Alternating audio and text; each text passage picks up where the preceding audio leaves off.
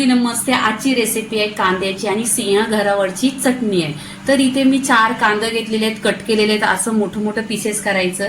इथे आहे ना मी मिरची पावडर घेतलेली आहे, ही काश्मीरी लाल मिरची पावडर आहे 1 चमचा आणि तिखट 1 चमचा, चवीनुसार मीठ। आता हे सगळं आपण आहे ना मिक्स करून घ्यायचं। इथे मिक्स केल्यानंतर आहे ना ही खूप छान चटणी लागते, तुम्ही नक्की बनवा। आणि ही चटणी ना खूप लवकर होते आणि आता या थंडीच्या दिवसात ही चटणी खायला खूप आवडते। बाजरीच्या भाकरी बरोबर, ज्वारीच्या किंवा पिठलं किंवा भजी, खेकरा भजी, कांदा भजी, अशी भरपूर भजीच्या रेसिपी आहे। त्या भजी याच्या बरोबर ना 1 नंबर लागते। नक्की तुम्ही ही रेसिपी बनवा।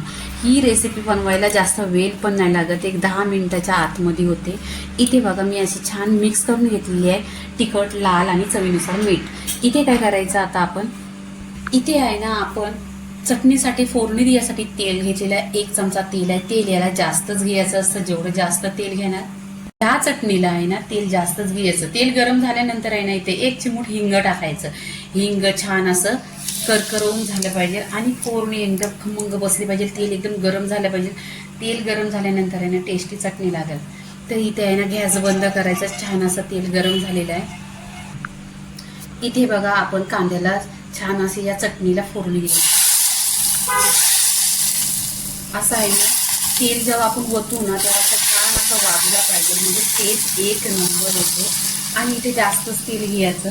आता छान इथे आपण आहे ना आणि इथे आहे ना मिक्स करून घ्यायची, 1 नंबर अशी चटणी लागते बघा। आता तुम्ही कलर बघा आणि खुशबू तर एकदम घरामध्ये असा भन्नाट सुटलेला आहे, एकदम चविष्ट। कांद्याची चटणी झालेली आहे, ह्याच्याबरोबर आहे ना तुम्ही बाजरीची भाकरी खा, 1 नंबर लागते। थंडीच्या दिवसात कांद्याची चटणी साईड डिश अशी काहीतरी जेवण जात नाही, म्हणून अशी रेसिपी बनवायची। तर लाईक करा, शेअर करा, सबस्क्राईब करा आणि नेहमीच खात राहा। धन्यवाद।